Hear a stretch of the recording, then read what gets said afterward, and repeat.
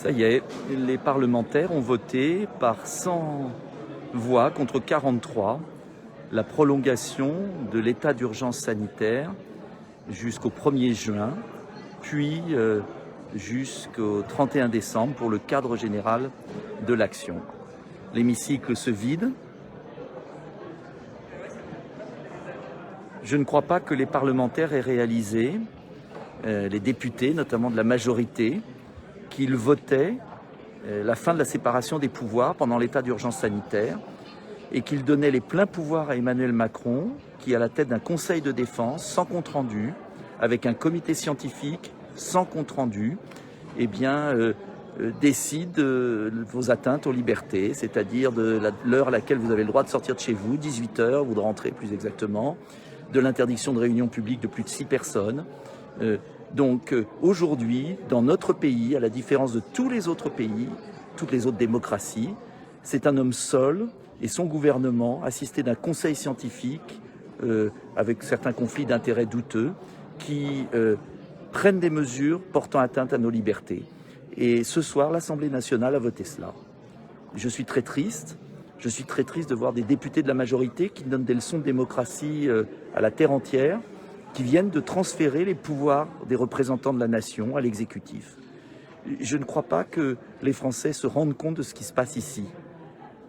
Bien sûr, et ce n'est pas un hasard, cette séance de l'Assemblée nationale a lieu le jour de l'investiture de M. Joe Biden, parce que pendant ce temps-là, la presse n'est pas là. Il n'y a personne dans les tribunes de la presse. Pas un journaliste ici présent. Et donc, qui peut informer les Français?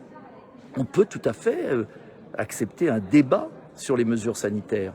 Mais pourquoi, à la différence de l'Angleterre, de l'Allemagne, d'Israël, ce débat n'a-t-il pas lieu dans l'hémicycle? Pourquoi est-il réservé un conseil de défense autour d'un président de la République, avec un conseil scientifique qui décide de votre liberté de sortir de chez vous? Ça ne s'est jamais vu, même pendant la Grande Guerre de 14-18. L'Assemblée nationale a été associée à l'effort de guerre. Il y a eu des discussions terribles.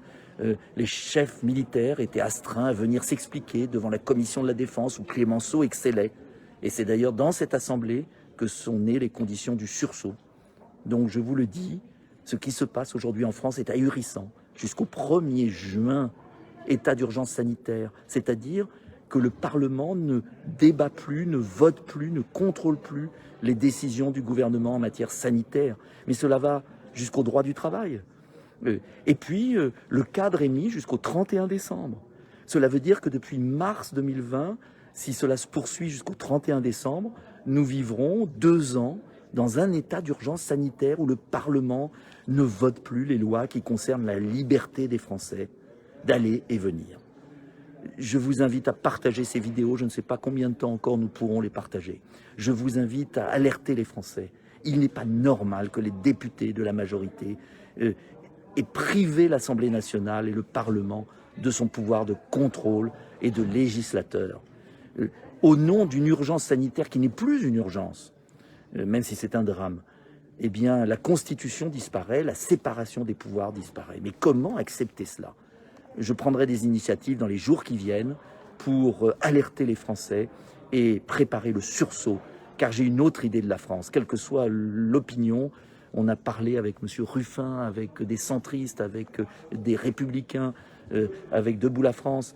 On a parlé de tous horizons et je peux vous dire que nous avons été combatifs ce soir. Vraiment, nous avons été combatifs. Et bien maintenant, c'est à vous d'être combatifs à nos côtés. Nous relèverons le destin de la France. Nous relèverons les droits du Parlement. Nous rétablirons la séparation des pouvoirs. Nous rétablirons les libertés individuelles. Parce que ce n'est qu'avec la confiance des Français qu'on luttera contre l'épidémie et qu'on vaincra et qu'on redressera notre pays. Bonne soirée.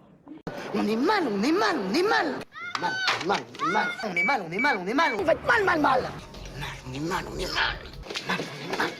On est mal, on est mal, on est mal.